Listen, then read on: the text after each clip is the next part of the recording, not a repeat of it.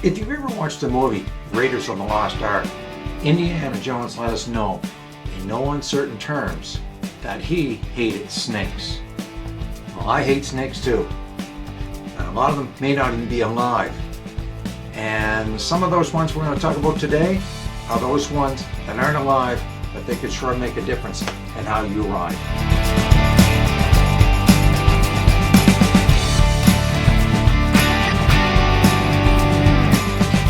Drive or go for a ride, and I bet you can see or drive over those squiggly things on the road called tar or road snakes. If you were driving a car or another caged vehicle, you probably didn't even notice they were there. You just drove over them, and they're a little bit distracting, but that's about it for you. However, for those of us that are riding motorcycles, two wheels or whatever, it's a totally different matter. These snakes can cause smooth asphalt to become extremely unpredictable. Uneven, or even downright scary pieces of asphalt and highway to ride on. Just the same as Indiana Jones found on the floor of the chamber that had all the snakes. He hated them. Well, I'm going to be honest, I'm not really a fan of them either. And I'm going to tell you why I really don't like them. So, where do those snakes come from? Is it a sinister plot put out by the highway crews to make sure that as rough a job as possible for motorcycle riders out there? They do a lot of other things that make it very difficult for us, but is it a sinister plot? So how did those snakes get there in the first place? Are they really snakes? Well, they sort of are. They kind of sneak up on you, so to speak. Let's take a look at how those things sort of happen. So how does it happen? From all the constant pounding the roads take, that asphalt can only last so long.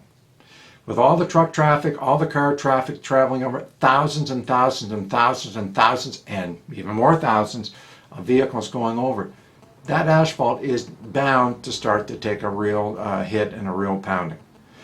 So what happens? You end up getting cracks, and frost action is one of the biggest contributors of this.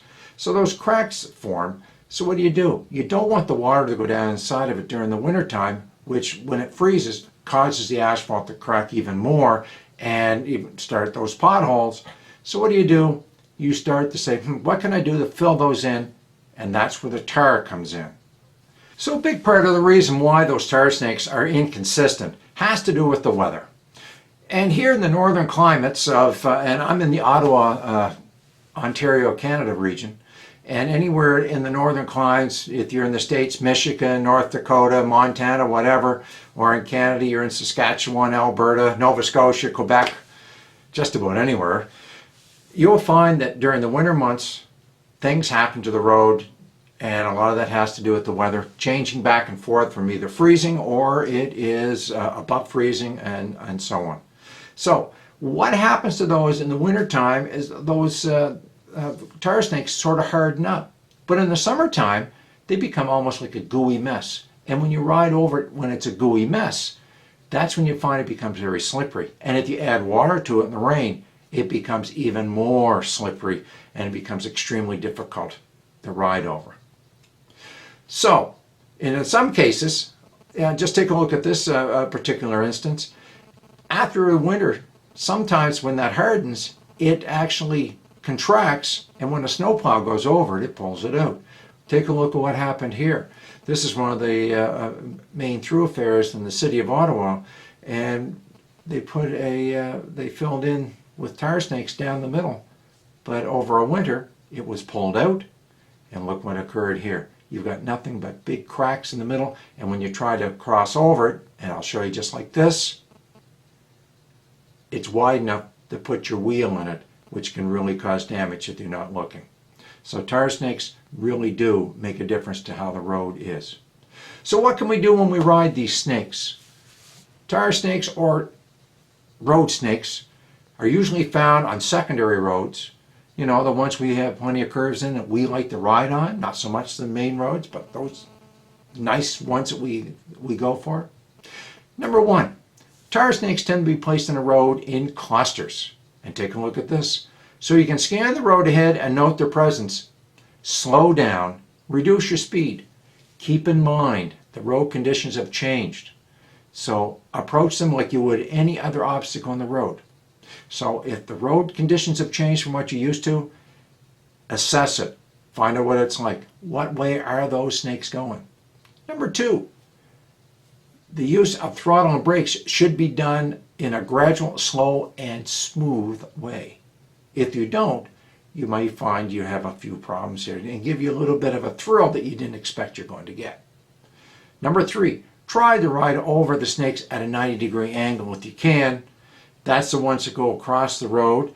However, a lot of them are not that way. They go parallel with the road. These road snake clusters could be what Indiana Jones found, and that they may not be moving at all, but they sure can create an issue for you, whether you like snakes or not. Stay loose on the handlebars, as you've already been probably doing. Your bike will probably move about by shuddering and wobbling back and forth as you ride over them. Just relax. Relax. Let your tires find the way and know that your traction is less than ideal, but it's not insurmountable. If you invoke the death grip of grabbing right a hold, you're likely only going to have a worse situation than you already have. So just relax, let the wheel go back and forth. Yes, you're going to start getting this movement back and forth, but let it go. Keep your eyes up on the road. Keep a nice smooth throttle. Don't hit the brakes. You can, if you need to slow down, just roll off the throttle, let her slow down, but keep your eyes where you want to go. And the last thing is think positive and trust your skills. Yes, think positive. You got to think positive in these days, especially right now. Was already mentioned, road snakes can be hazardous to us riders because they're put down without us as riders put in mind.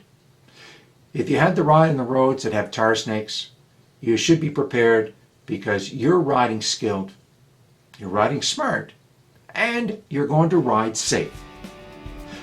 This is 4-Star Rider. Hope you learned something from this. I also hope that you're taking care of yourself and that at some point we'll all be able to get back out on the highways and do what we like to do, and that is ride our bikes and just enjoy ourselves. Take care. See you the next time.